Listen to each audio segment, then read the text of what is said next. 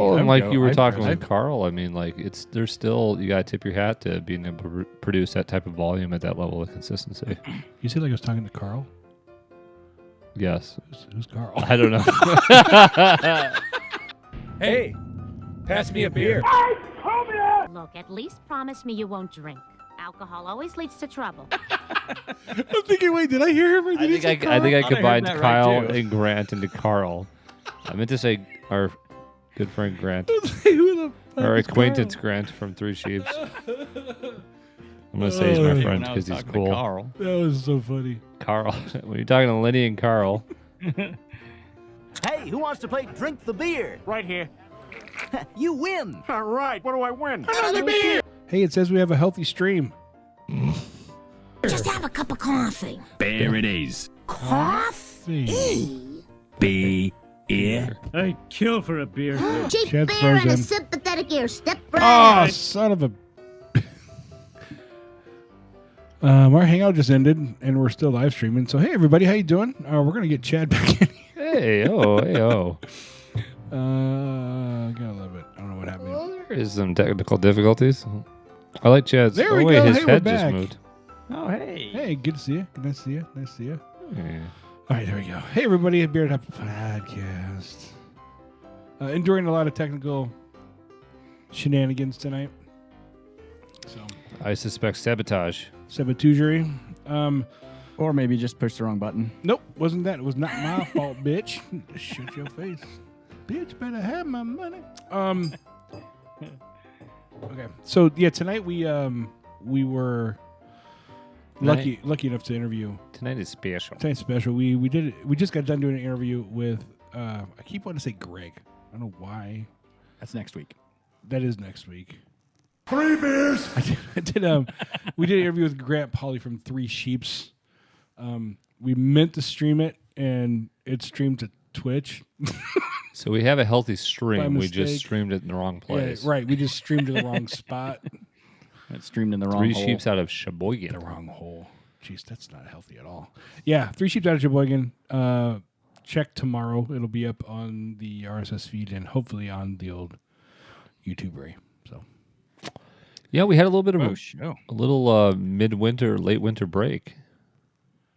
a little bit. Don't think we didn't plan it, No, but it was Chad's fault. Chad. Well- came back strong with that interview though. Excited to get that out That was there. fun, man. That was really fun. I like doing these interviews.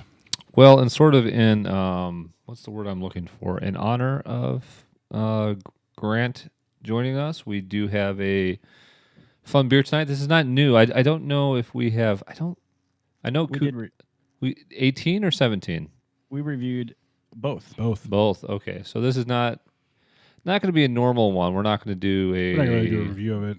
rules of engagement tonight. I did do some sniffing. I will tell our fans. There's been lots of sniffing, but we do We have can definitely Cuvée do some 2018. descriptions though, because it's a year old now. So I know, but it's hard. I mean, I don't remember. I couldn't tell you. It's, I'll tell you it's what I delicious. I was gonna say what I do know is it's fucking good. I mean, I can tell our listeners here the Cuvée 2018 is, and I meant to ask Grant this. So a spoiler alert: we did not really talk about how they ultimately decide not only the beers that make up the Cuvée, but how they sort of get down to the percentage. All right, we'll book them again. Call him, Chad. Call him right now. But the 2018 is a 19% imperial stout that they put out. A 50% of another. It's a 19% of it aged in rye whiskey barrels. 50% of another imperial stout that's with toasted coconut aged in second year bourbon barrels. Yummy. 25% a imperial black wheat with coffee aged in second use bourbon barrels. Yeah, keep going. Now. And to top it off, Talk a little slower. a 6% Oh, baby. Belgian style quad. Oh, that's awesome. Aged I won't in, talk nice to you and talk about fornicating with you. aged is also in bourbon barrels. So a really interesting sort of composition for a yearly release that they do. Now, nerd guys. Adam and I. they blend. My name is Chad. Adam and I have not been able to get our paws on a 19. My name is Chad. but I believe our good friend up there in Wisconsin has a 2019. I do. So when are you coming down here so we can do a podcast with that? And I will save it for you guys. Hey guys, Chad here. Yeah, baby. He's gonna bring down an empty bottle. He's like, "Well, here's the bottle." Every time I'm out, here. if I see more bottles, I will. Come on. Sorry, Chad, you have the best intro. I'm Yeah, no, sorry. it's really- We're just come on. jealous, really. Right. It's so I funny. mean, you got this. It's Jake from He's got State Farm. this, and I have really creepy. My name is Adam. that just gives me. I just get the willies. You love it. You love it. It's like you like that hot breath on your neck. I know. that really rapey hot breath. My name is Adam, and I've had enough. Sorry. Okay. Sorry. Go ahead, Go ahead, Chad. Chad. We'll let you go. We'll mute ourselves. I don't Hey even know guys, Chad here. Okay, it's frozen. Stop. My hands are off. I won't touch the board. Chad here. Go ahead. Yeah, I have a bottle of 2019 Cuvée that will be shared with you guys. If I do find more bottles, I will buy them without question. You don't even have to message keep me. looking. Just Yeah. buy it. Yeah. I That's will what- I keep looking. pay for it. Give you an old fashioned. We will settle up. It's, I mean, at $13 a bottle, Oh, she's a half- guy, so half the price of. I mean, it's not a. Still give a good old fashioned. I mean, that's an amazing price. $13. Yeah, I paid $13. I mean, for a little sneak peek, when we were talking to the Mr. Grant there, he mentioned how the 4-pack of Wolf is like what, priced at 15 to 17? Yeah. I mean, shit, that's a fantastic value right there. Yeah. It's nice. Unless you go to Mars Cheese Castle, you're going to get. Jeez. Oh, You're going to say that They the rip you same off thing, so much. $22. Yeah. What are you wearing? But yeah, I am looking forward to trying that one. I don't know when I can get down there. That felt really good. it's the worst intro ever. Maybe this weekend. I don't know what's going on. Oh, this weekend. This weekend, I could definitely hang out at least one night this weekend. I don't have any. I don't even know what to push now. Which button? do I I don't push? even know. He There's doesn't so know. many sounds I can make right now. How about I want to fornicate? I won't talk nice to you and talk about fornicating with you. Yeah, absolutely. Yeah. Talking about fornicating. Talking about I can't even say it. fornicating Fornicating with Fornicate you. with you. You know what? You know what else we could do too? If you come down, Chad, we could just make it a 3Sheeps night. You know what? I'll bring over a 17 and an 18 veneration, and we can sit there and taste how much better 17 was. Oh, yeah, that'd be a good idea too.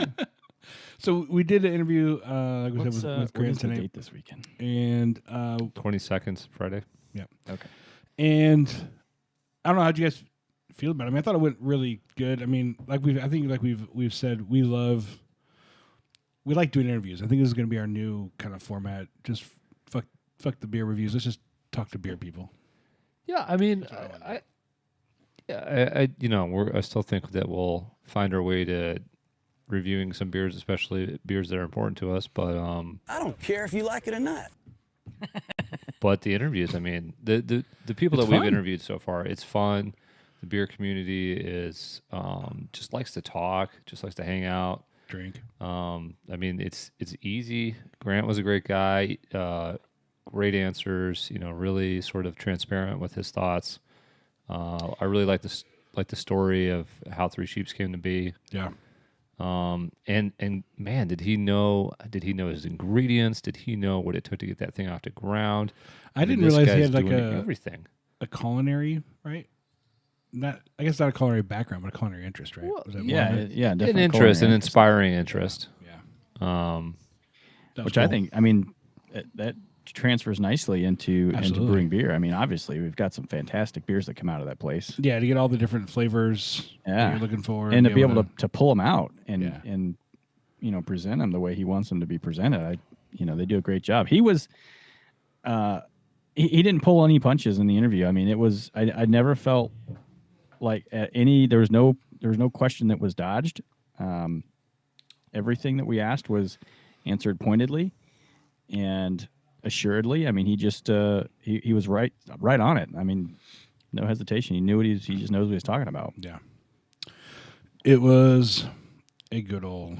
I loved what we asked him briefly right at the end there about the sour, and the way he talked about it was like some creepy lab monster you got to watch at night, like it's gonna creep around and infect all your shit. Yeah. So what has happened? The start of a horror movie is the breweries have to have a completely different setup for sours than for the beers. They can't brew it like they brew anything else. Right. He's right. He's right to be wary of it. And I don't think the market's that huge for it. You know what I mean? Like they're doing really good without it. Like why risk it? And the sour market, while it's there, it is not that niche. Yeah. Niche. Yeah. I just I was just asking they're from good, though. I mean, they could definitely do it, but not the right way. Remember, like you said, like Chad, the open air, like wild. Yeah, like Chad pointed out, like do it the right way. And he's like, yeah. I mean, there's ways to make sours it's not a true sour. It's just by flavor. Right. By tossing in some sour into like the brute enzyme, you toss that in there and sour the hell out of it. But the real sours are like taking in like natural flavor, right? And they're breathing in. That's one way to do it. That I think, like they're open, right? Yeah, they have open air fermenters that'll do it. Yeah. Like that's the traditional. I think so. That's process. That's how they kind of found it by mistake. So this is better than I remember. Not that I remembered it poorly, but I'm just in flavor heaven right over here. I know, it's so good. Flavor country. I thought it was interesting. Go ahead, Chad. I was gonna say I've been wanting to open it, but also dreading to open it at the same time. Exactly. Because this is it. That's when you said today we were talking about what we're gonna drink tonight, and I said, okay, I have this, and you're like, I have Cuvée 18 also, and I'm like, fuck. Fine. I wasn't planning on this tonight. I did not feel that way bringing mine over here, and I'll tell you why. As you know, and as the wife has some awareness of, I've been hoarding deliciousness in my basement. We'd like to emphasize the word whore. Yeah, I've been whoring delicious beers and separate turning our frogs gay. Separate coolers in my basement. But the thing is, like, I didn't, just through life and kids and jobs and this, that, and the other, like, I haven't had as many opportunities to share good beer with good beer friends as much as I had hoped. And I'm just like, when the opportunity came up tonight, I was almost excited to use it. I was like, I want to shoot one of these bullets. Let's get it going. Let's get it on. My balls was hot. And the other truth is my coolers are pretty much all full. So and I just wanted to make I'm out of room. I'd either buy a cooler or drink a beer. That's hilarious. But yeah, I was excited. Yeah, I think I replied in the group that this night just got a whole lot better. We did. You're like, yeah. You're like, whatever happens now, this is a good night. What? Apparently, our dogs are just. I like how your dogs take turns coming in here. We've had Bosley, Baylor, and now Bella. I mean, Bosley's pretty much here. He's in the corner of the room. I mean, they're being good. It's just kind of funny. It's like dogs on parade. Yeah. Doggy rotation. Pretty much. Yeah, they're like tagging each other in. How you doing? Good to see you. Yes. Well, so we're gonna do the anniversary party, 3Sheeps, May 11th. Please. Yes. I already got clearance. I just put it on my calendar because my wife wants to go. So. Yeah.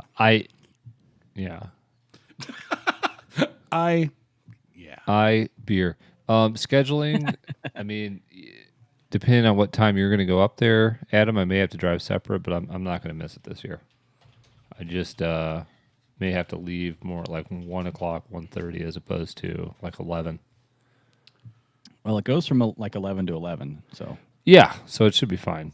I just need to find out what my schedule is. That's not released as of yet, and then I need to sync up with you guys so that I can have the most overlap in terms of hanging out with you guys there.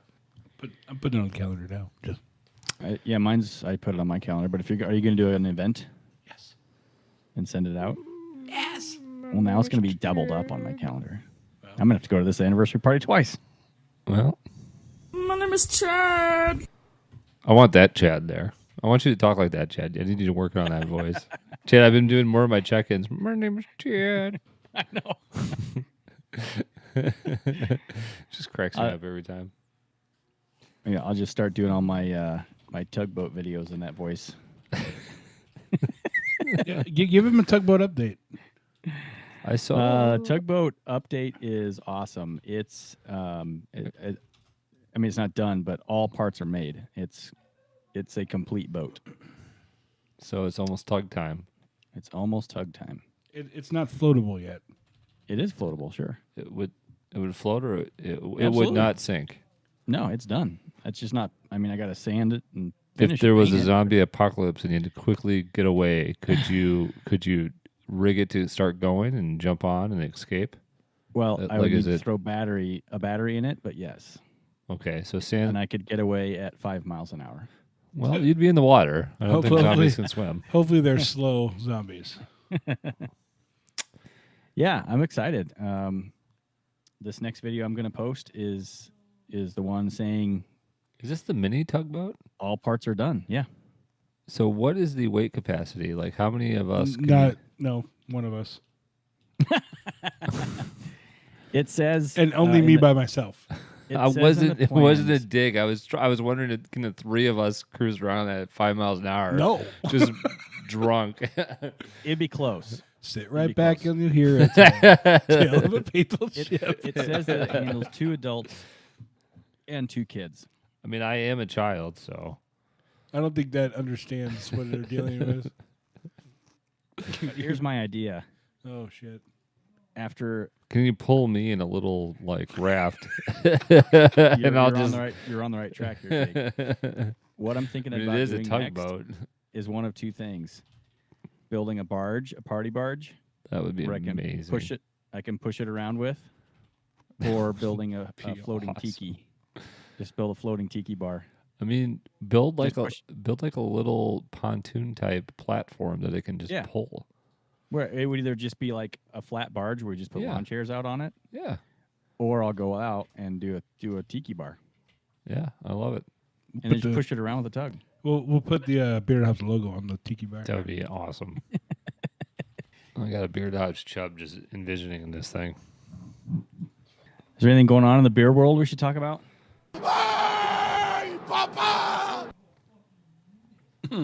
I don't know. I was going to say, I mean, I could certainly... I took a drink when you did that. Beer. I mean, other than big beer companies fight over Iowa farmers in the aftermath of the Bud commercial. It's just so funny how that backfired. Who were we talking to that was saying that InBev may come off of having so much of the goose produced in other places? Like they've realized now that was is that Kyle talking about that, or is that all the way back to when we were interviewing Josh? And that was Josh, wasn't it? Josh, like some of it might come back to Chicago, right, Chad? Yes, I think it was Josh. Josh. Josh. I did see that some people I follow, Dan Bernstein on The Score, was talking about how his son is a big hockey player, ice hockey, and they were on a tournament. And they were in St. Louis for a hockey tournament that, he likes to make fun of St. Louis because it's just kind of I don't know if you'd call it a bit, but it's a Chicago pastime. Yeah, exactly. That's a great way of putting it. But he did mention that he took the free, I believe he said it was free, Budweiser tour, and that he said it was actually really impressive and really a lot of fun. I would like to go to the Miller one up in Milwaukee. I would as well. I've heard they're really, I mean, we've been to the small ones. You got to see how the big ones operate. It's supposed to be pretty. Well, and like you were talking with Carl, I mean, like there's still, you got to tip your hat to being able to produce that type of volume at that level of consistency. You said like I was talking to Carl? Yes. Who's Carl? I don't know. I'm thinking, wait, did I hear him? Or did I think I combined Kyle and Grant into Carl. I meant to say our good friend Grant. Our acquaintance Carl? Grant from 3Sheeps. I'm going to say he's my friend because he's cool. That was so funny. Carl. When you're talking to Lenny and Carl. Well, I've been to Budweiser. I've done the Budweiser tour. Oh, you have? Yeah. Was that recent? No. That's where he got his Budweiser tattoo. Right on his ass. Yeah, it's got the Budweiser bow right there. This Tramp stamp. was not long He'd after probably get a Budweiser Clydesdale or that dog. He loves that Bud dog. It's probably on his chest or his back. It's like, I'm sorry, Chad. Sorry, please go ahead. No, that's fine. Good Budweiser. It was right after Budweiser came out with Shock Top as their answer to Blue Moon. So maybe 12 years ago? Yeah. It was quite a while ago. Was that like 2000, early 2000s that happened? Am I wrong? 2000? Mid 2000s. 2005, 5, 6, something like that. Do you remember having an enjoyable experience? Yeah, it was great. It was interesting. I mean, at the time, I didn't know any better, so I thought I was living in the shit, right? King shit right there, because, I was drinking Budweiser that was made that day after the tour. You get free beer after the tour. And Bud. I was good. I mean, yeah, it was good. I would love to do the Miller tour. I live right here. And I'll tell you, when I was a kid, we keep saying shit. We don't do shit. Those Budweiser frogs. Yeah, oh yeah, the Budweiser. What do you frogs. want to do? Well, when I grow up, I'd really like to. What do you mean? What I want to do? Well, we're gonna do the 3Sheeps anniversary. Yes, we still need to go to Crystal Lake Brewing. Okay, tell me a date. We need to go to every brewery in Milwaukee. Let's pick them one at a time and put it on a Google calendar. Okay, we'll get to that. If we do that, it'll happen. Hey, did you guys hear about? Speaking of news, did you hear about this? I mean, we have Mr. Sailor Man here. It's just Sailor. I want like a Popeye tattoo on Chad. I was telling you, you want a Popeye tattoo with Chad's face on Popeye, right? That's what you want. I'm not sure what you meant, but yes. Whatever. Chad, did you hear about that 1886 shipwreck they found? No, I haven't heard any shipwreck news in about 2 or 3 weeks. I think it's New York. Off of New York, they salvaged a shipwreck from 1886 that still had a beer on it. Like a keg? They didn't specify the bottle? amount. Anyway, there's a brewery in New York that's working with one of the universities there to harvest the yeast and make a beer from this yeast from an 1886 bottle of beer. Because it's going to be good? No, I don't know. I mean, it's interesting. St. James Brewery in Holbrook, Long Island. I think that's an opinion, but yeah, I just found an article about it. Yep. Yeah, they've been holding off announcing publicly until they had yeast to work with. And I guess he's saying now it's ready, so I guess they have the yeast now. I guess it's a good yeast. So, did you say the name of the brewery already? Yeah. Yeah. Okay. So, that's interesting. Yeah. All right, cool story, bro. St. James Brewery. Yeah. Cool story. Awesome. I have. I usually get Google updates about shipwrecks being found, but I have not heard of it. Of course you do. Oh, Chad, you're awesome. Dude. Oh, honey, another shipwreck was found. Look at that. That's fascinating. There was that one on the east side of Lake Michigan a couple months ago. That's really cool. I mean, that they knew it was there, but it just washed up. Is it wash or washed? Washed. It's washed. That's what my dad would say, washed. Yeah. We keep having to tell him, Dad, there's no R. Washed. I gotta let Jersey out. She's like pouting at the door. All right. Dog duty. Dog duty calls. Duty. Duty. This is a thrilling podcast right now. I do have something. My balls was hot. It's gripping. That escalated quickly. You're killing me, Smalls. What did I miss? You missed. That escalated quickly. You're killing me, Smalls. You're killing me, Smalls. A shot of whiskey. That one was loud. And a Blood Mary. Well, did you guys see? I'm trying to find the article, but Josh Knoll tweeted something about some recent acquisitions by Big Beer. Oh boy. Ballast Point. Did that get purchased? Ballast Point's owned by Constellation. Yeah, it's by Constellation. But I think they sold it. Really? Yeah, selling. To the internet. Oh, okay. So the name of the article is Anheuser-Busch to acquire fast-growing Cutwater Spirits. Yeah, I saw that one.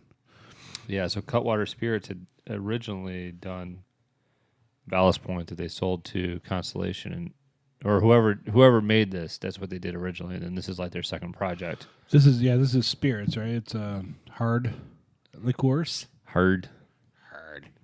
Hard. Yeah. So his tweet was selling one company at Ballast Point to Constellation Brands, and Did you see one. how much Ballast Point sold for in the first place? Yeah, like wasn't it $1 billion. It was $1 billion. Really? Yeah. When was that? And you just think like, how the excuse my French here. Why are you watching your swear words on this podcast? This is more of a joke, but how in the fucking fuck did Goose only get like 33 million? I know. And that wasn't that terribly long ago. What did Ballast Point sell? Not sale. So what are you saying? I don't Am I drunk? 20. I think I heard a niner in there. But yeah, this Cutwater Spirits, the same people that made Ballast Point, sold to Anheuser-Busch, and Josh Knoll says these guys are turning this into an Olympic sport. Jeez. These guys got to be loaded. Though I guess if you made a freaking $1 billion on selling your beer, you got plenty of money to go out there and distillery or whatever, build a distillery up, and then just turn that shit over. Hey guys, you gave us $1 billion before. You want another one? Yeah, how you doing? How you want, I see you licking your lips over there. Yeah, basically. You want some of this over here? You want to get another 2015. So 2015 and November of 2015. And Goose sold to InBev in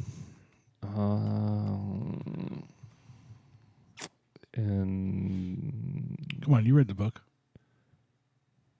In 2011. So how in the hell is 4 years later?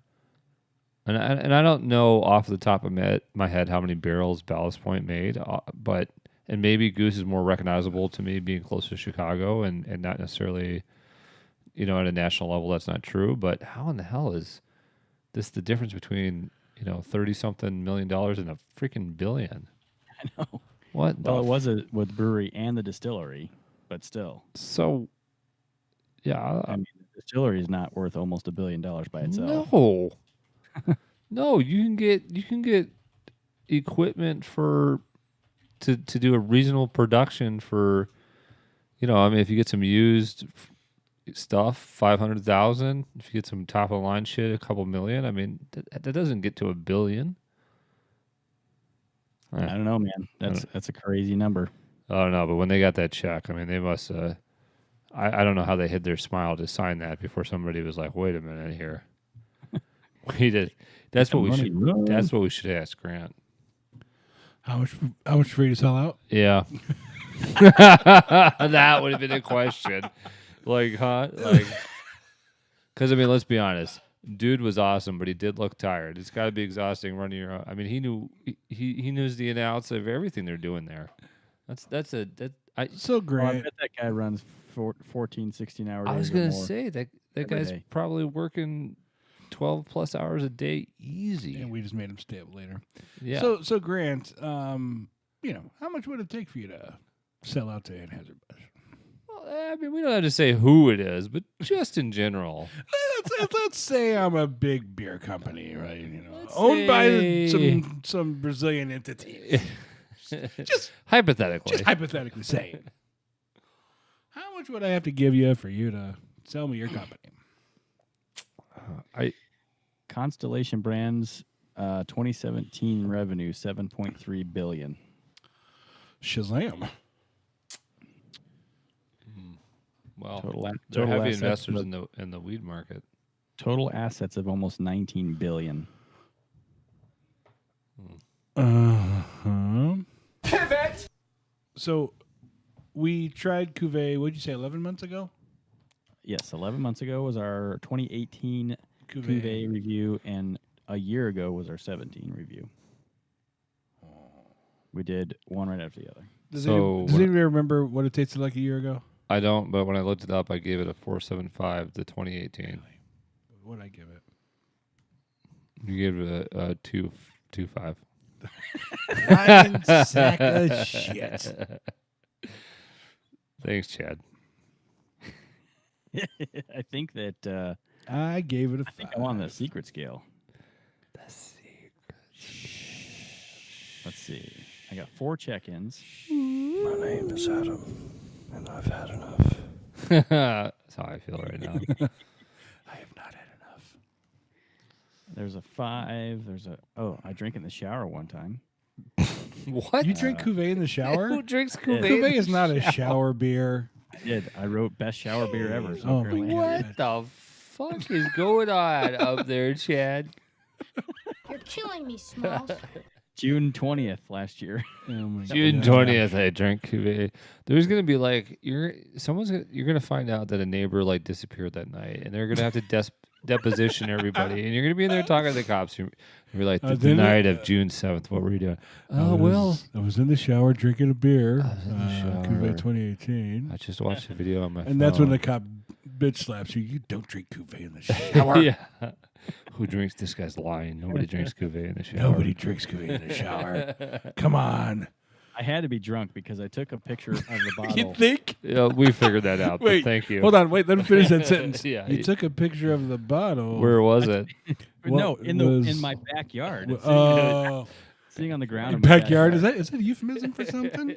But in the I had to have backyard, in the shower. Was that the night that you were doing the fire pit with the neighbors? Probably. Oh boy, was a neighbor in the shower with you? Come on, everybody's asking. Everybody's wondering. I just said Everybody it. was So tonight, in honor of Grant being on the show, we did crack open our last bottles of Cuvée 2018.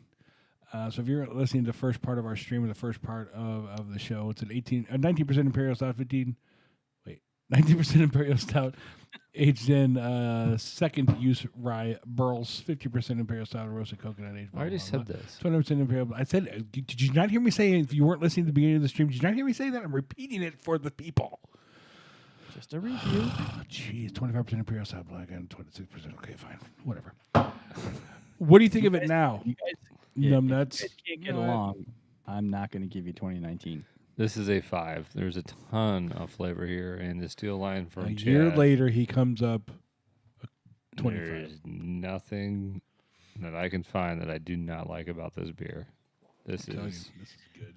This is good. Stuff. I think wasn't 2017. What kind of new devilry is this? I don't know. 2017 was much sweeter. Much But, yeah, sweeter, it was. right? Yeah, I think this is cream of the crop type beer right here.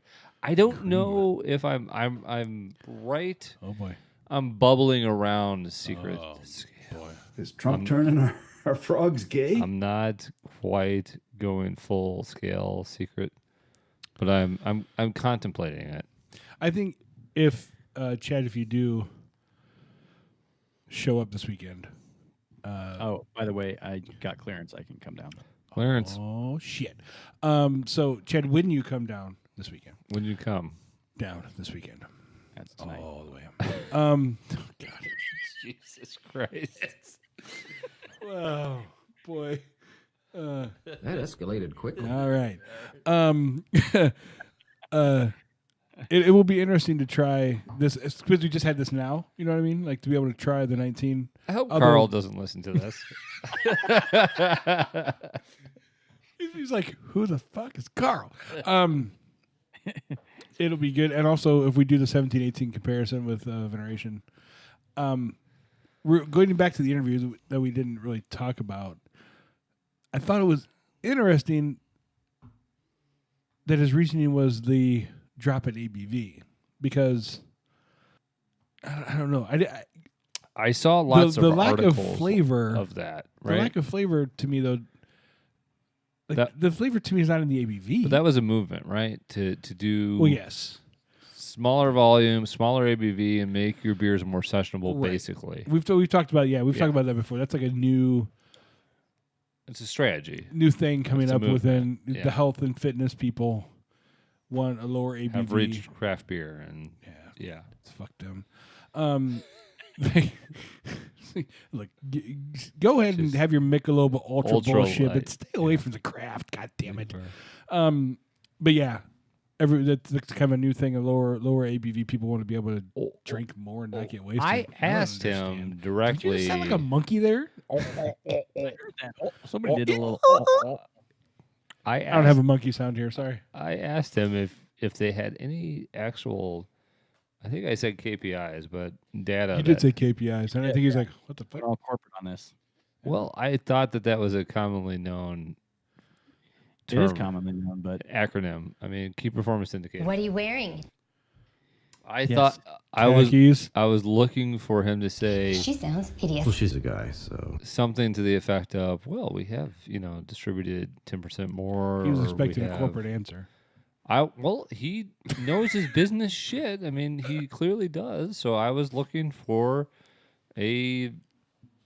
evidence that they had collected that this was the right business decision, and the only evidence that they had thus far was rather anecdotal. So I don't know that anecdotal. So I'm not. My name is Chad. I'm not 100% convinced that was the right move. It doesn't matter if anybody tells you low ABV is the future. You won't believe them anyway. I'm not saying you're wrong, but that doesn't mean I'm wrong either. Okay. Whatever.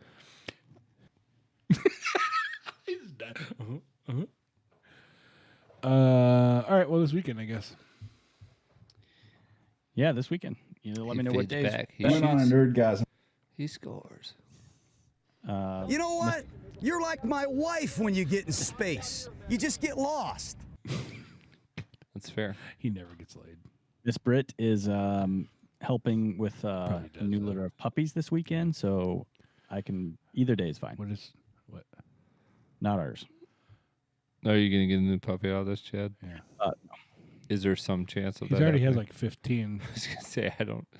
The city's getting ready to come in and shut down this puppy mill he's got going here. Chad's like watching that movie 101 Dalmatians right now. The city will ask us to leave. Our landlord will be like, dog orders. Does your landlord know how many dogs you have? No. They think we have 3.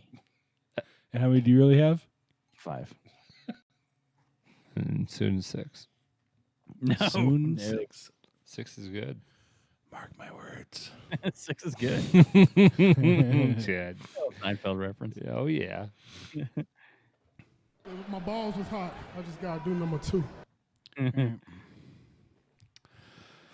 I'm done. Going into the secret scale this time. 2 beers. Okay. You gotta keep Oh, going. You okay. keep going with that? Great. Like, Okay. All right. We gotta guess. Cool. Jeez. You're killing me, Smalls. It's almost as high as it gets. Not vanilla death level, but 5.5. How high does it get, Chad? As high as I want it to go. Yeah, exactly. So it's not that. I mean, this is as high as it gets. How does it go? Infinity. And I gave it a 5.5. I was gonna say, if it's well, infinity, 5.5 isn't that high. Right. It's pretty low. So far, nothing has gone higher than 5.75. So probably 6 would be the highest. It's a little like bit. He's making it up as he goes. It's a little really. bit different than infinity. Right. It was a really good beer. I'm going to give it a 72. I thought you said 6 was the highest. I made it up. It's very cryptic. Just try to follow along. He's a woman. That's what he just said. So yeah, tonight we're going to talk to Grant here, and yeah, I told my story. I don't know what else I'm supposed to do tonight. What are you doing, Chad? What do you got? What am I here for? Well, I guess we'll formally introduce Grant Pauly as the founder of 3Sheeps I said the Brewery. That's fine. And I think that we probably should start with, where does the name of the brewery come from? Yeah, it's You've never had that question before, right? That's the first time. No, never once. Yeah, never. I used to pour concrete for a living. Pretty intense, pretty miserable career path. At least for my end, I didn't love it. I was third generation in a family business.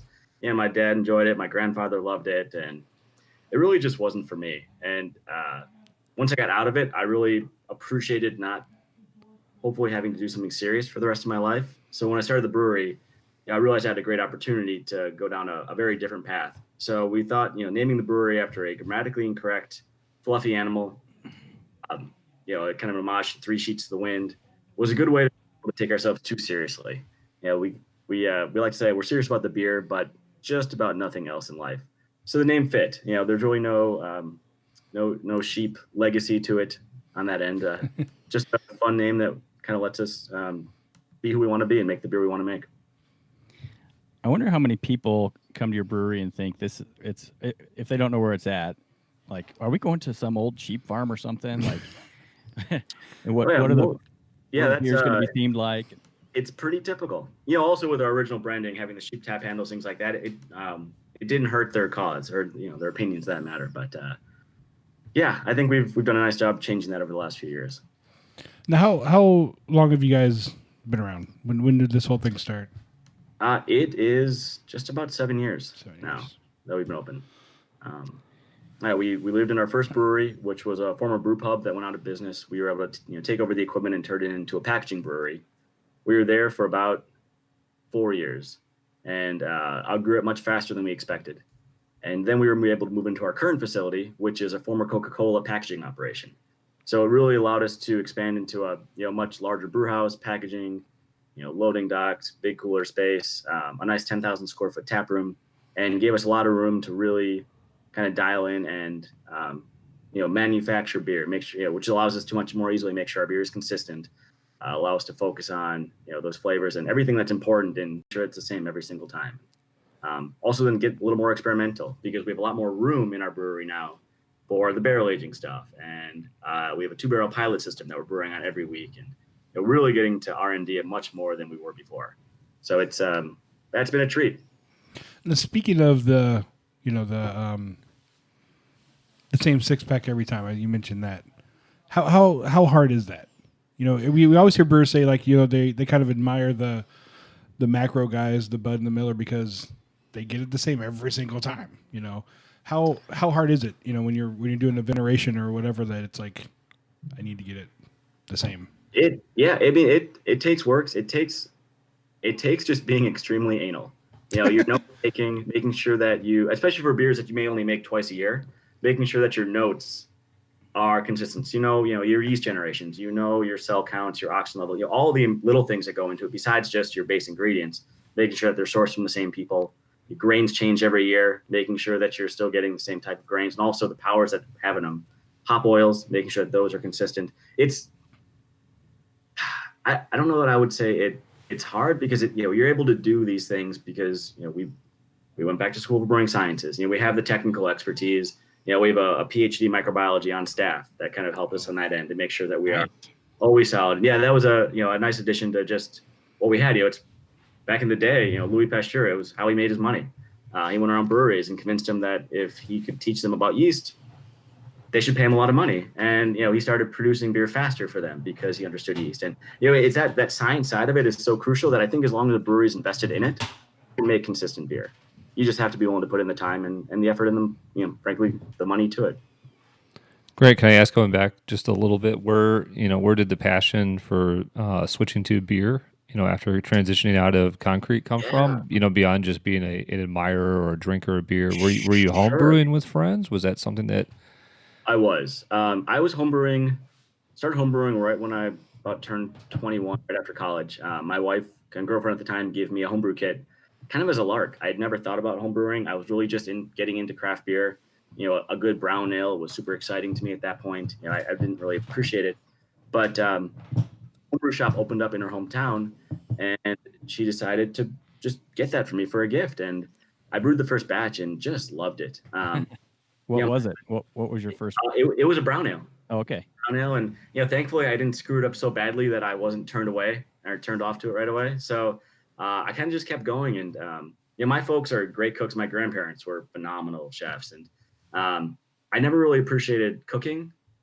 But when it came to beer, like that was my way to blend ingredients and experiment and try to create different, flavor profiles. And one of the things that I found I really loved was a little bit different. Oh, there it came back. So yes, we hang on one second. Guys, we sorry, got disconnected completely. We were like just getting into gone. to good stuff, and we just lost it. We lost audio. Well, I got just disconnected completely from the thing, so we lost everything. I think it was just us. Chad, did you hear everything? Yeah, Grant and I were talking. Yeah, so it looked like So what was the last thing you remember? Well, Grant was telling us about the home brewing kit, and we had talked about the first. Yeah, that was his way to mix stuff up. We talked about the first brew you did. And then it was really impassioned. I mean, I could see your face. I was like, damn it, I'm missing some good stuff.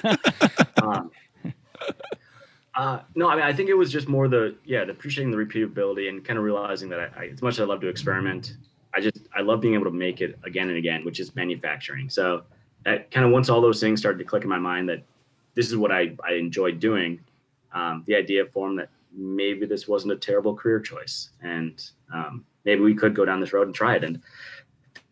And so we did it. That's awesome. Yeah. And then, yes, here, I don't know if you want to repeat the question so that it's official on the podcast. Yeah, let me just repeat it because I don't know if you guys heard me ask. I jumped ahead just a little bit, but I don't want to get into the beers quite yet, but I do want to ask because he brought up repeatability. And my question was about veneration, and we all noticed that Jumping this year ahead, to last year. Chad. What's that? Jumping ahead. Well, but because repeatability has already been talked about. So with just veneration specifically, we could tell there was a little bit of a difference between last year and this year. I mean, the taste was similar. The molasses was awesome. It was a nicely complex beer, but we just felt like there was something just a little bit different. So I just want to ask you about that. No, and that was intentional, and we tried to do a good job getting that out there. There was a point where we were really enjoying these high octane beers, getting to the point of some of them were pushing 13-14% on our barrel aged specialties. And as we were kind of looking at beer culture and what it shifted to and how people are enjoying beers now, a specialty beer like that, people will drink on a Thursday night, and especially when it's in a 12-ounce bottle, and enjoy it and not be afraid to then have to go to work the next day or regret it. And as we were kind of looking at veneration in particular, that one to me, it was just too high in ABV. It wasn't necessary for the beer. It didn't really add anything. So what we wanted to do was pull that back a little bit and give us a chance to really enjoy it more frequently, as it were, which is the whole reason why we try to put these things in 12-ounce bottles, so that a bomber you kind of need to save and share with people. Or if you don't and you drink it by yourself, you will regret it the next day. Right. You can have on a Wednesday night and still go to work. So we were kind of shifting a little bit on that and just realizing that this is more true to one of the tenets we have is we want our beer to be drinkable. We want people to be able to enjoy it, on the regular. So that's where the veneration shift occurred, bringing that down a bit. And then also, as Cuvée this year, even though every one of those is different every year, very different stylistically, we also did the same thing. We brought that ABV down a little bit, just for the same purpose of we just want to try that this year and be true to kind of drinkable, even though it's a big beer, big barrel aged beer. It doesn't have to result in an awkward next day. Great. Have you had any sort of KPIs that your team tracks or any other data that's proving out that was the right decision with veneration?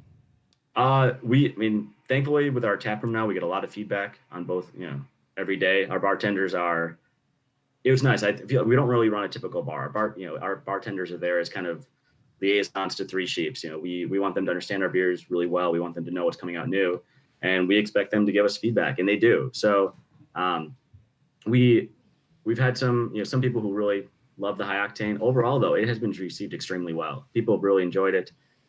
We noticed that people are now enjoying a couple of them, which contradicts the point of having them. But it gives them the opportunity to if they want to. So the verdict's still out. We still have some out there, and especially since people age this beer, we're excited to kind of see how that trends and keep getting feedback on what what everyone wants when it comes to a nice big barrel-aged beer, if they're looking for that 10 to 12 or 14 to 16. So yeah, love your take if you guys have it. I 2017 is one of my, I don't know, top 10. I mean, I love 2017 Veneration. For me, I felt like there was a big difference 2017 and 2018. I enjoyed the booziness. I felt, and maybe it was wrong for me to compare them. Maybe that's not the intention. You know, I didn't know at the time, are they different every year, or are they intentionally different? Sure. Does this have something to do with distribution, scalability, popularity, getting this out to more people, producing more? But yeah, me personally, I thought it was a step down, a little bit less in the legs. You know, the flavor just didn't sit on my palate quite the same way. It didn't kind of smolder there for a while. But you know, I certainly understand the transition. I mean, I'm in that small minority of, you know, I'm going to have 2 of those 2017s and go to work the next day.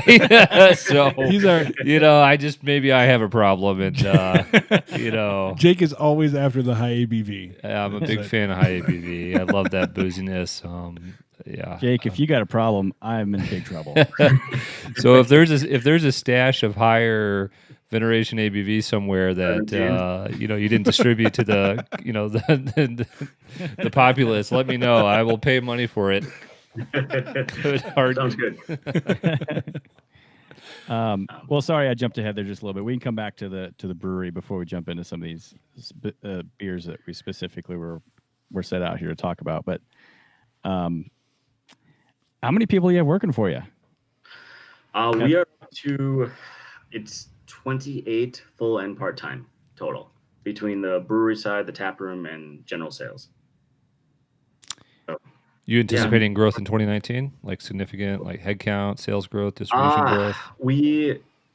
Yes, I'm sure we will. We'll put on at least a few more, I think, this year. We made some good switches to our production equipment. Plus, we also purchased larger fermenters this year, so we're going to be able to brew more in the same day with just a few more hours per day. So we'll have some more split shifts, and I'm sure we'll be adding on personnel across the board, probably from both production, sales, and tap room. I just don't know exactly what that's going to look like as we kind of wait to see what this year brings. You know, we were 2018. We finished. It was an incredible year. You know, we were up about 50% on the year. Wow, 50. Yeah. Wow. So for a 7-year-old brewery, we were pretty floored with that, and it's, you know, we're starting off this year incredibly strong as well. But we'll see once summer hits, you know, when we get into the full swing of things, you know, what that really means. And then we'll start making some of those good choices of, you know, what do we need to make sure that we can take care of the product and take care of everyone. Great. How many states do you guys distribute to right now? Wisconsin and Illinois are the 2. Wow. Okay. Now I want to We're jump. the lucky ones. Yeah, we are the lucky ones. Yeah. Thank you. Yeah. Yeah. Thank you very, very much. I wanted to ask a little bit about the business side of this. I mean,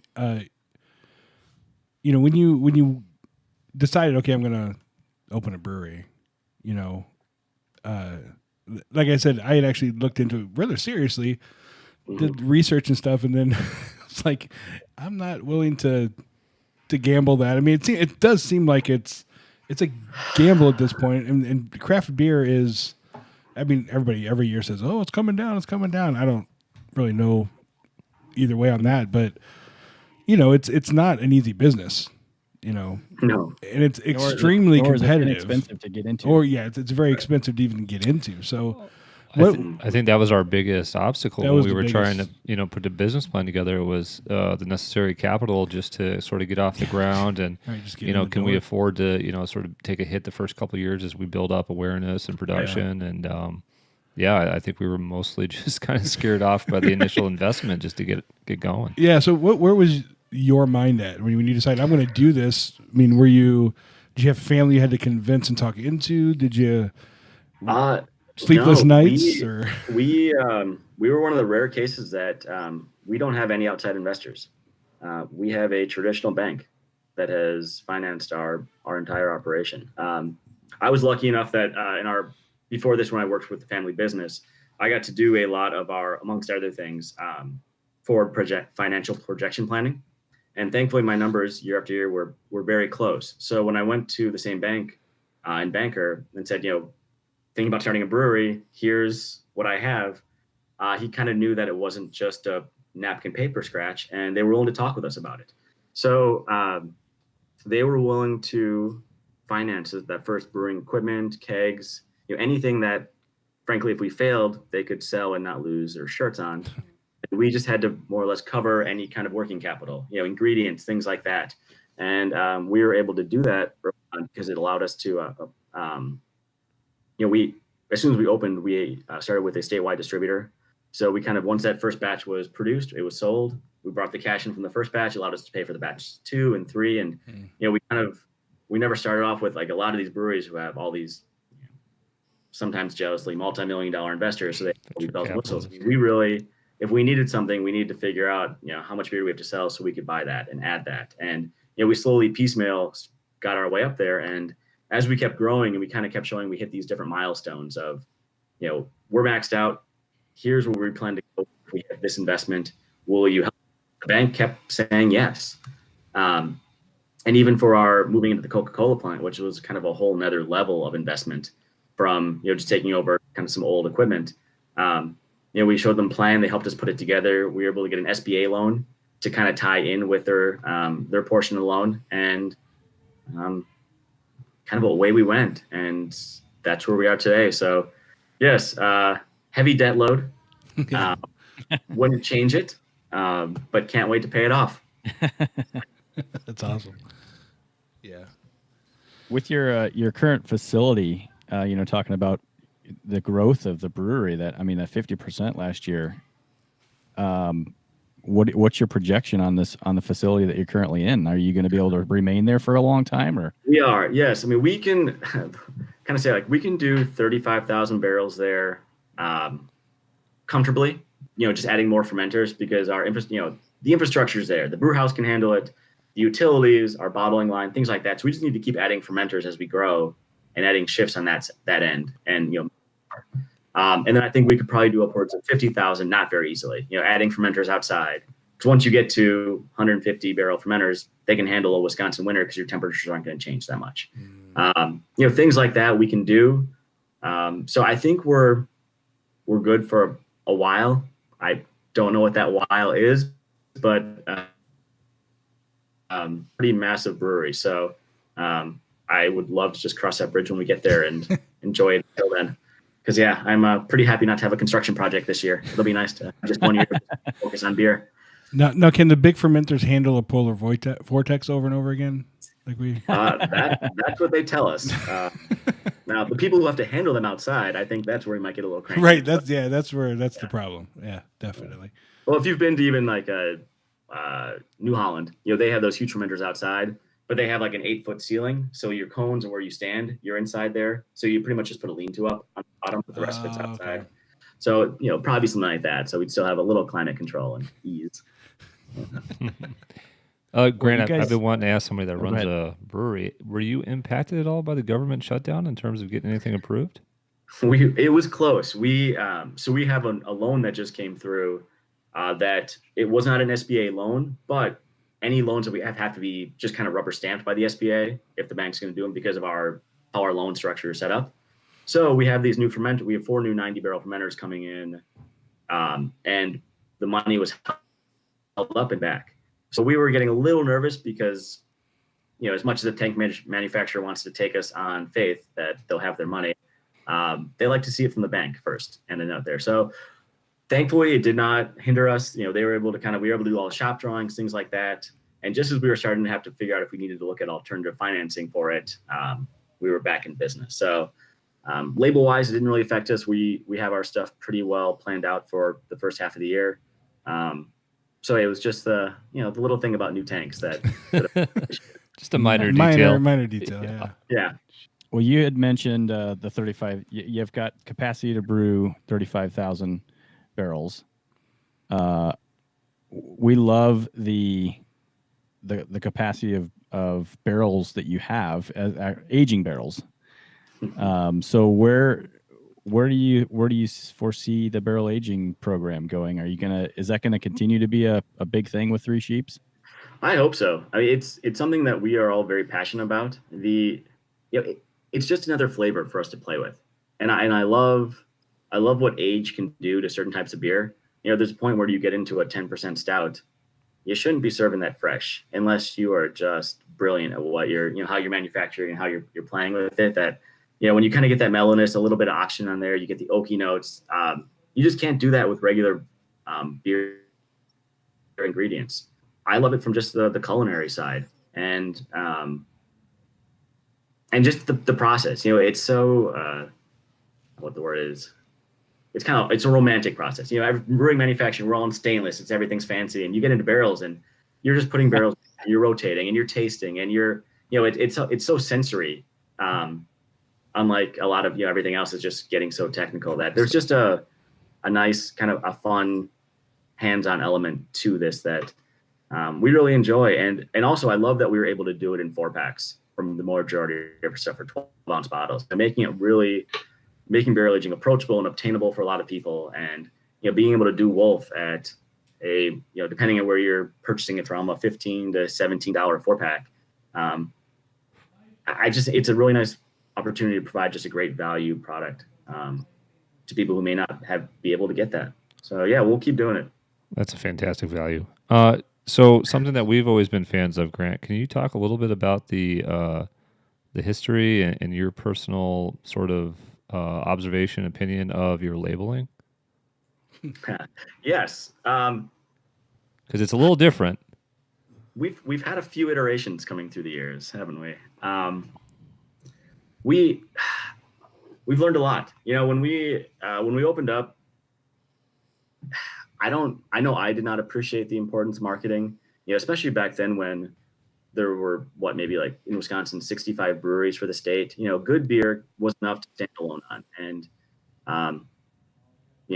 I used to pour concrete, which everything we made got buried underground. There really was no marketing for that company. It was just, make a quality product and people will buy it. And that's kind of how we started things up. We thought if we made some really nice beer, we were working with a really nice firm that, put out very, pretty and decorative labels. But I don't think we knew at that point what kind of beer we were capable or wanted to make. So our artwork really didn't match what we were doing. And it took us about 5 years to appreciate that even though I think we always had nice labels and artwork, it wasn't until we moved into our new facility and, kind of watching everyone enjoy our first anniversary party, frankly, is when that it really kind of triggered, we need to make a shift. And seeing the styles we were making and the barrel aging beers and just the intricate melding of flavors that we were getting into, it just made me think that, our labels really did not match that. So that's when we went under kind of a whole new branding project and started top down. You're looking at the brewery name. Does this still fit? We thought so. And then from there, everything was kind of started over from scratch. And we built this new brand with a buddy of ours, Matt Tanaka, out of Chicago, who started a beer branding company. And we were his first client. And we just kind of worked through everything and made sure that when you looked at our product, you understood what was in there, whether it was the essence of it, whether it was a flavor, like there was always a connection to the beer. And that's what we wanted to make sure we put forward first. It's beer first. It's what we try to do. Well, I'd say I recognize 3Sheeps when I see it. I recognize the bottle cap. I recognize the label, and I like the texture of the labels. Yeah, what's the story behind like the texture of it? I would almost say sandpaper. my favorite part of it. We got lucky on that one. Our label manufacturer, they're based out of the Fox Valley, so 45 minutes from our brewery. They came to us when we were doing this whole label change and said, "Hey, for this laundry detergent product, they have us doing this textured label." Mm-hmm. Like a sample. And I thought, guys, this seems really gimmicky. No, I don't. But he did one anyway, thankfully. And the feel to me wasn't as important. It's just how the label looks when you see it with the texture, how the light kind of reflects off it. It just adds a depth to that label, which I think for kind of the beer that we're doing, it's always about layers for us in our beers. And I thought that just helped reflect what we had inside so well. And people have really enjoyed it since we've done that. Well, you have to touch it. Like you see it and you're like, is that textured? You like you have to it. Wait, what is this? Yeah, that was one of the first things. I love holding a bottle that's got that label on it. You love holding any bottle with alcohol in it.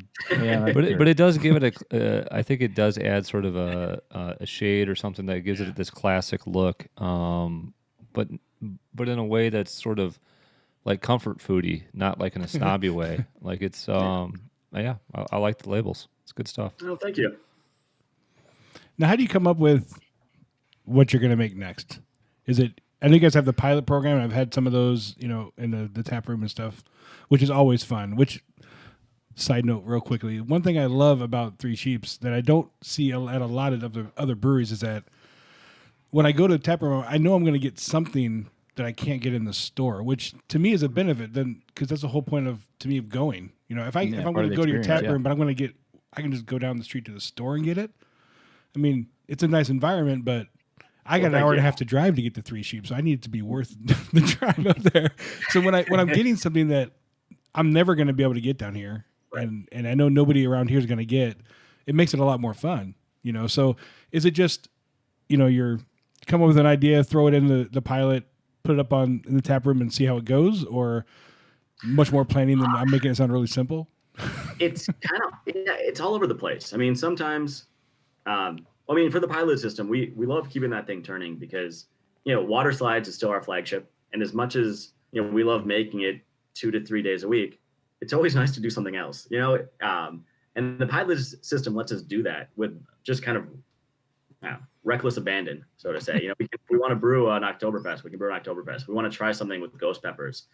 There's no harm, if it's not great, we're dumping that sucker. But, if it is, then we'd love to get people's feedback and see what they think. And, it's an easy way for us also to do some kind of more boundary pushing experimentation and, put beers out there that, on the mass scale just wouldn't make sense, but we can make 4 half barrels of it and see what people are going to enjoy. And that really is a lot of our experimentation. It's well, for one, I'll say you can't brew something like that. That's always a good motivator, whether using walnuts, like in PTO, or I'm a big fan of peppers. So, ghost peppers, ancho chilies, things like that. I think there's just a way to make them balanced and really tastier. And then we've been playing around a lot, with the hoppy stuff lately. It's a really nice way to, try different hop techniques, different, pH range techniques, things like that to really dial in on the haze craze these days and make something that's not haze for the haze sake, but making sure that the properties of how we are producing it that result in a haze create that mouthfeel and that that it lingers and doesn't just fall out of suspension in 4 or 5 days in the can or bottle. So it's really all over. We have people make requests. We have accounts that come up, and we'll just email us like, "Hey, have you thought about doing this?" And no, but we're gonna do one next week. Thanks for the idea. So we have good and ideas from people as well. If you see a pilot go real quick, does that get your attention, Grant? If you put something out there and it just flies off the shelf, out the tap. On a Friday, we're asking, like we said, we're talking to our crew over in the tap room and letting them know the details. And on that Monday, we really want feedback, the good, the bad, and the ugly on what people thought. If we turn those 4 half barrels in a weekend, we might be onto something. Yeah. And that's how a lot of, most of our, if you've had any of our, kind of hoppier beers, whether it be, Misdirection or Citrus Slice, things like that, those all started in the tap room and all went through 2 or 3 iterations before we, really were happy with the final result to, do something on a larger scale. I love that process. It does remind me of like a sort of a culinary thing. Like if you were to go to a restaurant, you have like, well, here's 4 sandwiches we're experimenting. Whichever one sells the most permanently gets added to the menu. If you've ever gone to like a place like that. One that was different that I was a big fan of, Grant. It's not necessarily my favorite kind of beer, but it was just different and I enjoyed it. Was Roll Out the Barrel. I thought that was. I was like, whoa, what am I drinking? This is not like other beers. I was gonna say, here comes Chad. Chad loves Roll Out the Barrel. Oh, it's one of my favorites from you guys. Absolutely love that beer. I have some of that in the fridge, I think, still. Yeah. Do you? Which fridge? None of your business. It's so different. It's so different. I love the name of it as well, but that's just for us Packers fans. But right. No. But yeah. All right. This conversation just took a turn. We're going to talk later. These 2 guys are Bears fans down there in Chicago. So. I had a feeling. That's all right. Let it go.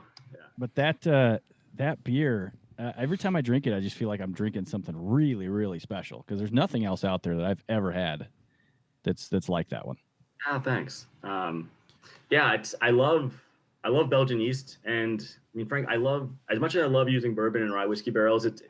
That for us was I wanted to really do a wine barrel of some sort. Just something that, especially I wouldn't release that 4 years ago, there weren't a whole lot of wine barrel beers out there, especially produced in Wisconsin, that, we want to just kind of give something to people too that they may not be expecting, and, try to go outside their comfort zone a bit with then something that would hopefully turn into a favorite. And yeah, that is one of my favorites as well, just because it's so light, it's so different, but we still try to, as simple as it is, because it is just a Belgian Golden Strong Ale, there's a lot going on underneath it. And then the Chardonnay just adds that buttery, oaky character that I agree. It's smooth. It's easy drinking. I mean, people talk about different seasons of the year, drink different beers. I drink anything, anytime, but that beer, that beer, I feel like it's as good on a summer day as it is sitting by the fire on a winter night. I mean, it's very versatile for me. Yeah. Well, thank you. Yeah, just actually, it just hit in Wisconsin 2 weeks ago, and I believe Illinois got their shipment last week, so it should be coming up here shortly. Well, all right. Well, this was a good interview. I got to go run the store. Did you, Greg? Did you have a favorite from that was sort of released to distribution? Maybe it was in a pilot program or something else, but one that was distributed in 2018 for the first time. Anyone jump to your mind? I would say Misdirection. Misdirection.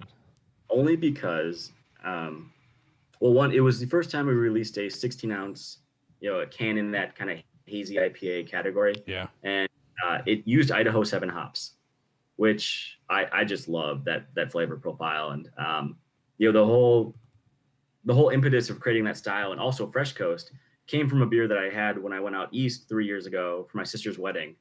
I'd never really had a hazy beer. They weren't huge back then. And this beer, it had Idaho 7. It was a double IPA from a really small brewery in Maine. And I fell in love with that, bought as many of that style as I could find, and came back to Wisconsin and was really sad when I realized no one made these beers here. So I didn't drink them again until we made something. So it kind of started our journey into, the haze style, the juicy, the low IBUs, but still having a lot of hop profile, which then created Fresh Coast, what is our number 2 and will most likely be our number 1 beer by the end of this year.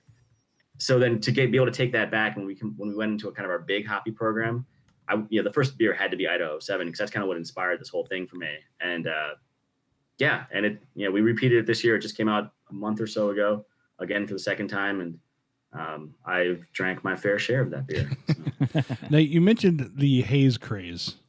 Mm-hmm. We've heard a lot of people. Now, my wife, she's actually sitting on the floor with headphones on listening. She loves hazy IPAs. But how long do you think that the haze, is going to last? I've heard people say they don't think it's going to last much into this year. But yeah. I hope it doesn't go anywhere, because I actually like that much better than almost a traditional IPA anymore. So right, I think this is where the category IPA just needs to be almost over and broken apart into a million categories. Absolutely. IPAs are the number 1 selling style of craft beer, but they mean so many things now. Exactly. The haze is actually, I'm not a huge fan of that, so I'm disappointed in myself for saying that combination of words. It's that to me, yes. I think that's going to stick around. You can have that juiciness, whether it be clear, whether it be hazy. There's a part where when you're producing it in a certain way, it's going to be hazy. And I think that the elements, you can't get those elements in a beer when it is clear, because it's just how you manufacture it. But I think it's more that juiciness. I don't see that going away, because that's just a flavor preference that people are enjoying. It's low IBUs, letting you just taste many different things. And, it's a nice kind of rebuttal from the let's go for 120, 170, 100 IBUs. Yeah, exactly. Just, see how far we can push it. We're pushing it still on a very different level. 4 pounds of hops per barrel, 6 pounds of hops per barrel. How much flavor can we really get in there? And I think that'll probably come back. I don't know that you're going to taste 8 pounds a barrel in a beer versus say 6 pounds. So I think we're going to figure that out, and they'll become a little bit.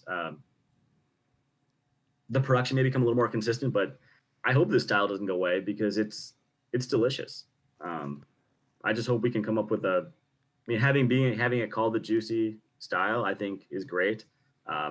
We just need to separate from it being in that, IPA pale ale category, because they're just so different.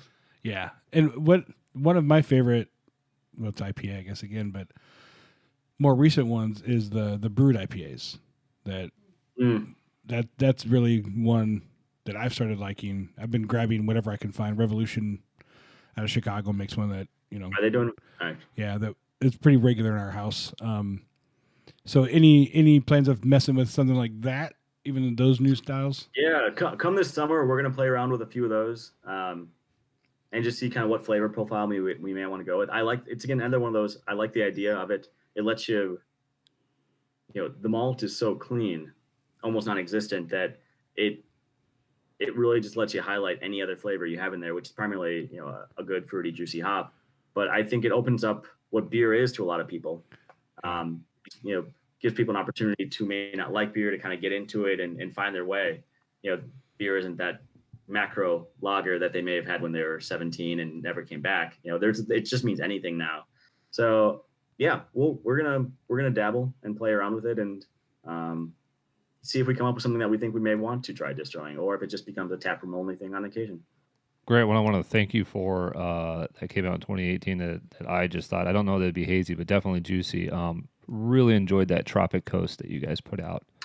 Oh, yeah. And I remember the first time I had it, it was like, I want to say it was like an August day. It was. We were sitting on Adam's front porch. You guys are on Adam's front porch. I just get done cutting like my front yard, and I'm just, it's a warm day, and outside doing stuff. And you guys are like, hey, come over here. It's like 11 in the morning or something. You guys are like, hey, you got to try this. I come over there, and I just destroyed one of those. And it was just, after being outside and doing stuff, it was delicious. And I think I went and finished the backyard after that. But really enjoyed that release. So, thank you. Good stuff. Thanks. Yeah, I would second that. That was a fantastic release.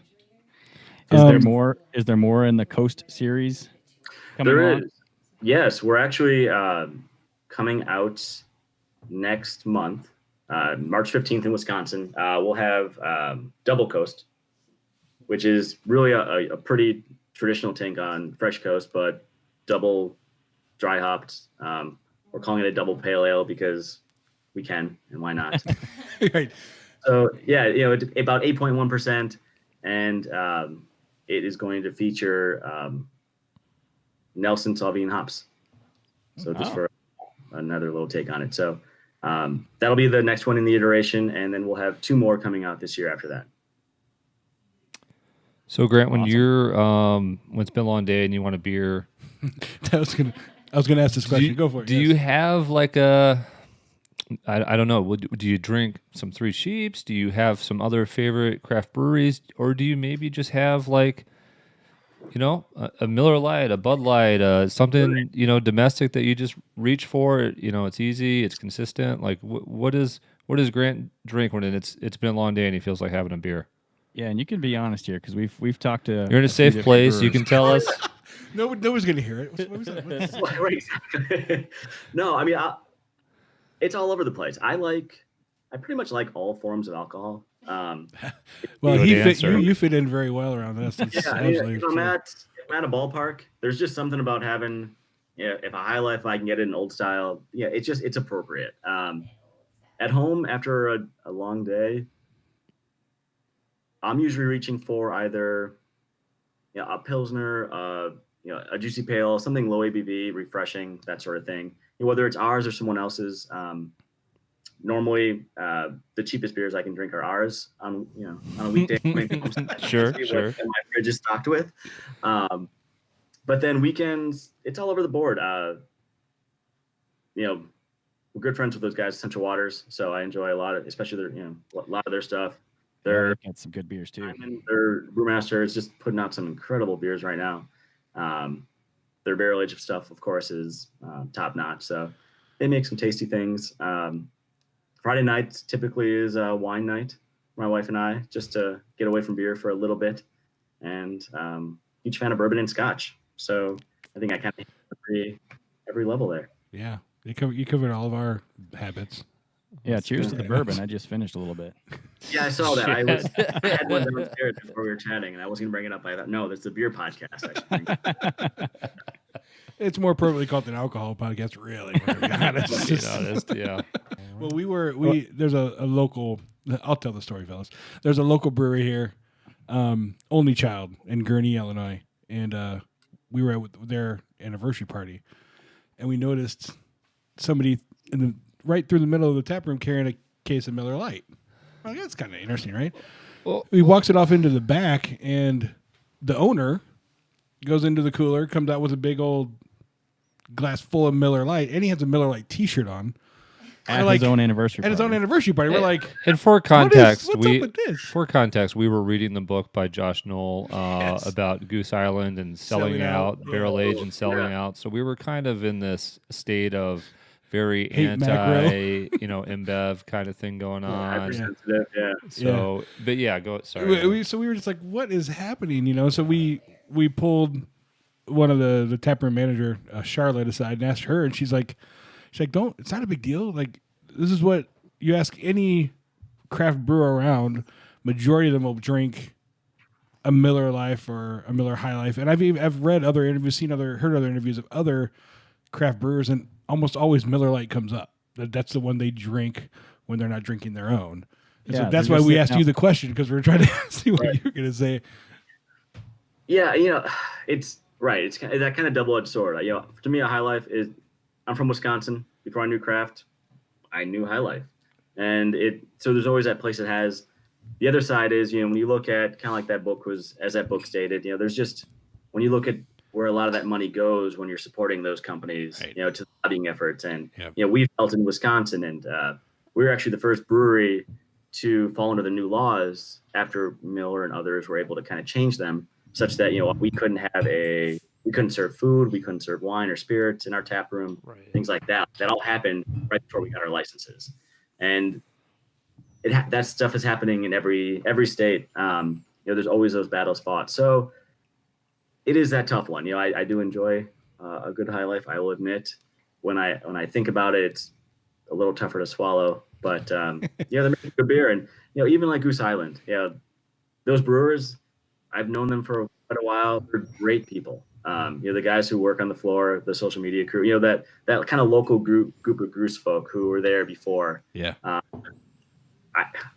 I would love to spend time with them. And then it's just when you get to their bosses that things change a little bit. You kind of see a little more businessy than brewery.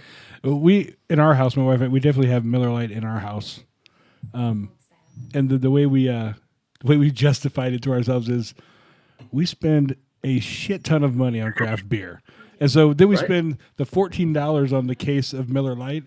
Majority of our money's going to craft beer, so we're okay with the small pittance of what we spend. Yeah, and we see that all the time, especially up here in Wisconsin. When it first started the brewery, we had a Walmart not too far away from our house, so it'd be fun. You'd watch people leaving there, and oftentimes they'd be leaving with their 2 cases of Busch Light or 2 cases of Miller Lite, and as the years have gone on, it's so much more often that you see them leaving with their case of Miller Lite, but also a 6-pack of craft. Yeah. And when we see these guys, it's kind of the same thing. And gals, I want to have 1 or 2 to enjoy, and then kind of switch over. So they're appreciating it. It's still how we want to spend our disposable income, and that's you can't judge anyone for that because we all have limits. Right. But it's just fun to see the appreciation getting there for the craft and understanding why those flavors are important. And you don't eat the same hamburger every day. Why have the same beer every day? Yep. I mean, even our own Jake here didn't like stouts when we first started drinking with him. It's true. Yeah, we pulled Jake into the fold here. Yeah, he was a straight IPA dude. Really, he's come a long way. And Coors Light. Yeah, IPA, and then I called Coors Light my base beer, and that was that. And then otherwise than that, it was pretty much just I don't know, maybe some gin, maybe some Gentleman Jack. Well, yeah, and my wife, you didn't even like IPAs. No, but now she'll drink. She loves every beer at this point. I'm one of those people who can have one high ABU and then I need to switch. Yeah.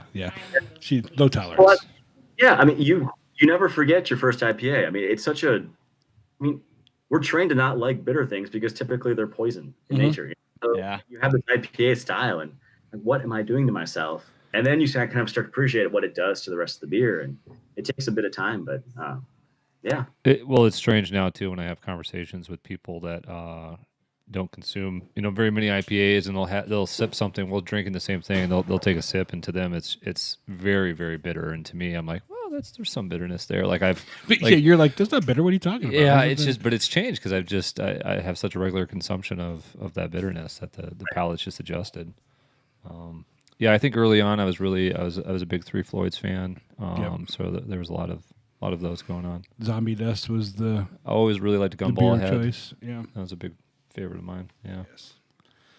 Now you had mentioned before, you can call it whatever you want, like the beer styles, right? I mean, because we see people say, "Oh, this is an Imperial IPA," and then you drink it and you're like, "Okay," but where is? I mean, technically there's no government regulation saying, "Okay, it's got to be you got to call it this if it's this." Right. And I think overall brewers are good about it. We have the BJCP, the kind of standardized beers guidelines, and they list a lot of that. But there's still just carryover, and especially with how creative brewers are.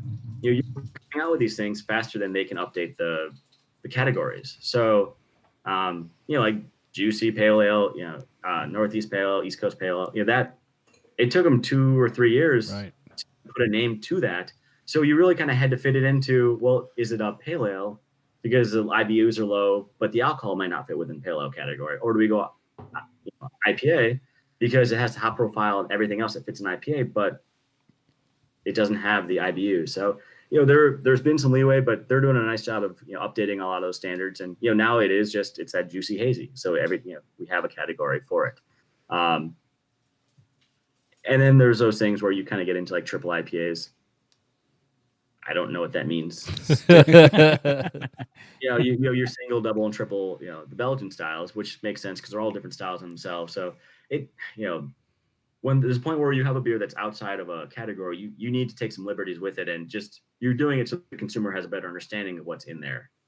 So that's kind of what I was more just kind of joking about. There's some things that it makes sense. Black IPA to me, I'll never understand. It's a hoppy stout, but that's an aside. Chad's favorite white stout. See, I don't understand the white stouts. Chad I do. likes the white stouts. I love Casper from JP. Well, it's Stevens Point, but or Point Brewing. No, that white stout. Before I had one, I was just adamantly against, and then I did, and I don't remember who even the brewery was, but if I was blindfolded, it would have tasted like a stout, and I stopped talking angrily about white stouts because you can evidently. Yeah. Yeah. Have you had Casper before? I have, yes. That one, I remember he brought it down to me, and I was like, "That's just really good." So yeah, I like that one. Yeah, I first, just a quick story on that. I found that beer in Green Lake, Wisconsin. I was over there for a wedding, went to a bar. My girlfriend was at rehearsal. I was by myself, so I went to a bar. I'm like, oh, Casper, I've never heard of that before. Drank it, and I went through the entire town and bought every case of Casper that I could find. Because at the time they were not planning to make it again. Oh. It was a limited release, and according to the website, they were done. Which now they're bottling it. I mean, you can get it cans and bottles. I think just bottles now, but yeah, I bought Casper out of Green Lake, all of it. Awesome. Grant, back to that big beer, small beer kind of discussion we were tiptoeing around a little bit. Do you have an opinion on that independent beer label that some people have adopted? Is that something that you guys have ever considered adding? Yeah, we are currently going through just kind of a full label swap over, so that'll be on all of our new awesome coming up this year. Yeah, we're a fan. I mean, it's nice to give people the opportunity to, if they care, to know where their money's going, who they're supporting. Because I don't have a problem with anyone making beer, but it's nice when there's some clarity to it. When you talk to someone and they say, oh, I love Terrapin, and it's just they support them and then realize they have no idea that it's a Miller product. And you tell them that, and all of a sudden their opinion changes, and it shouldn't change. There shouldn't be that haze over the top of it sort of thing. Either it is or it's not. And you either like it or you don't. I mean, it's right. As a brewer, is it funny to you to see some of these marketing battles that play out, like what happened with the Super Bowl and all the corn syrup and stuff? Okay, we got an email half an hour after that commercial asking if we used corn syrup. No way, really? Oh, yeah, that commercial worked. It was brilliant. It for a while made our life a little more miserable than normal. But Yeah, it is. I mean, it's entertaining. They're in a tough spot. I mean, yes, they are. While those companies are still growing, their macro book is shrinking. Yeah. So they're having to find other ways, whether it's sodas or craft beer, things like that. So I don't think I can blame them for doing those sorts of ads or the apricot incident, those sorts of things. They're trying to figure it out, and I don't think they have yet. But yeah, they are. It's always fun to watch. It is. They're all over the place. They dropped that corn syrup thing, and now all their Twitter feed is based on the farmers supporting the farmers. Right now they switch it over. They took so much shit for saying we don't use corn syrup. The corn producers of America got so pissed at them. Yeah. Now they're all about. Now they're all about the American farmer. We're there for you. They're kind of backpedaling. Yeah, it was the day after the Super Bowl on Twitter. The corn producers of America, whatever it is, kind of went after him, and it was kind of funny to watch. It was like, whoa! So now the question: so do you use corn syrup in your? Yeah. I think it's pretty funny though that somebody shot off an email right away about that. That's pretty. Right away. Did you get more than one, or was it just the one? And it was it. I think it was just the one email, and then a lot of questions at the tap room afterwards. That's pretty funny. How much of your brought up a lot of good points of what is our beer made of? What is the difference? So it was fun watching our tap room crew get to have those conversations with people who once again didn't really know the difference in where we're investing our money, because us it's going to ingredients, and it's just a different product. Well, is it the discussion now having like a full label that shows the similar to packaging you might see for food? Aren't they talking about doing that with? They are talking about it. Yeah, They talk about it and then it goes away, and they talk about it and it goes away. I don't know when it will change. With if you want to be a part of any kind of chains, you need to have all the nutritional information for it available. So where we sell to Chili's or Applebee's, making sure calories, fat content, carbs, things like that. But thus far, they are not talking about kind of full ingredient labeling requirements yet. But that will probably come. Do you source, being a Wisconsin brewery, do you source as much as you can from Wisconsin? Or is it just wherever I know some stuff you just can't get here, but. Right. We do. I mean, Wisconsin is such a great brewing tradition that most of the people that we need to buy things from are located here, whether it be 6-packs, mother cartons, or, the 4 6-packs go into a box. Those are made in Sheboygan. Keg collars, tap handles, AJS out of Random Lake is one of the biggest tap handle producers in the country. They're an hour and change away from the brewery.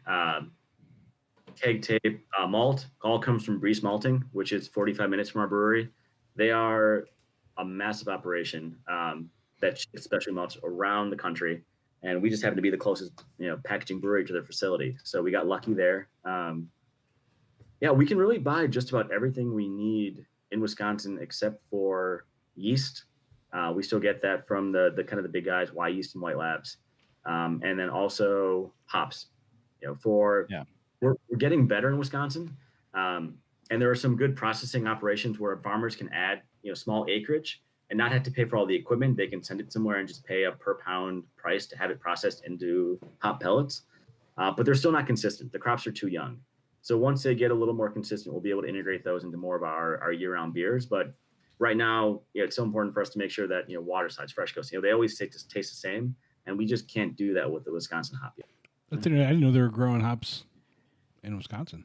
So. Yeah, it's really nice. It was a program started, and then actually UW-Madison offers the lab services for the hop pellets. So the first couple of years we got the hops, it was we would do one-offs with them, and it was entertaining because they couldn't even tell us the alpha acids in the hops.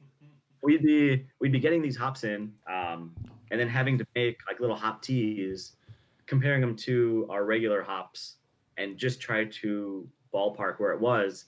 And for a one-off, we were okay with it, but we knew we couldn't do anything long-term with that. So now they are able to get us some lab work, and they're still showing that they're changing, but they're getting much, much closer to being consistent. Yeah. Well, I will say we've cracked open the bottle here of the Coupe. Excellent. And I need to go get mine. I'm sort of sad because it's the last bottle that I have of 18. I know, mine too. But it's so good. I just was looking up there, double checking. Yeah, I don't have any more. Chad, I don't know if you know this, but you're going to be busy on May 11th. That's the 3Sheeps I just saw party. the text. Yeah. Yeah. That day's good for me. Okay, good. Good. We're excited. Yeah, we went last year. That was so much fun. We had a blast. You guys had you mentioned earlier that you're a fan of peppers. You had a stout, an imperial stout on tap that day that was brewed with peppers. We did. We did. I don't remember the name of it, but that was interesting, good one. I know we made 3 or 4 kind of just variant barrel-aged beers just for that day, based on either the anniversary beers or just barrels we pulled from our warehouse. We're gonna do the same thing this year. We'll probably do 4 or 5 fun variants that'll be available just that day. Awesome. Well, I hope the weather's as good this year as it was last year. Yeah, that was beautiful day last year. All right. Yeah, we got lucky. The week after the anniversary party last year, huge snowstorm. Yeah. So, you never know. Yeah. Yeah, you definitely never know around here for sure. Chad, do you have any other questions, Chad? No, I mean we ran through most everything that we wanted to talk about. We're right at about an hour here. I don't want to take up your whole evening here, Grant. So appreciate you coming on. You guys, have any questions? Yeah, Jake, you got anything else? No, just thank you and keep up the great work because you got some big fans here in Illinois, and we're just excited to see what keeps on coming. I guess the only one I'll say is off the top of my head, I haven't had a sour by 3Sheeps. Are those out there? Oh yeah. No, they aren't. We don't have a facility to brew them in currently. Okay. I'm a big brew fan. Them properly, you mean?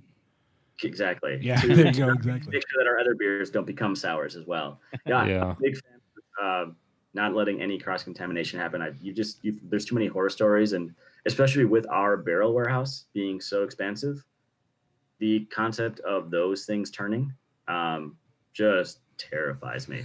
So, I still have a little plot on our property that in my, we'll call it revision 18 of the brewing process, we will get to, and put up a little sour room where we can do, cool ship and, do it traditional and do it properly. But for the time being, we're just going to be happy making every other style of beer, I think. Awesome. Well, yeah, and you guys are one of my favorite breweries, and I think the reason is because there's so much variety that's all high quality. Thank you. Yeah, we've been looking forward to interviewing you before we even asked you. I mean, we've talked about doing a 3Sheeps interview on this podcast for over a year. Yeah. So this was really cool to have you on tonight. Appreciate it. Well, yeah, thank you so much, and look forward to seeing you guys at the anniversary party. Yes, we will definitely be there. We'll Hopefully, be Jake there. can go this time. Sure. Yeah, I may have to coach, but I'll just come afterwards. Yeah, I'll get there. Kids don't need coaching that game. It's fine. We do. Thanks a lot, man. We really, really appreciate it. Awesome. Thank you for the support. I really do appreciate it. Oh yeah. So you keep making great beer, we'll keep buying great exactly right. Yep. Deal. Definitely. We'll keep drinking it for sure. Good deal. All right. We'll see you, Jen. See you guys. Thanks. Take care. We're the 3 best friends that anyone could have. We're the 3 best friends that anyone can have. And we're always gonna hang out.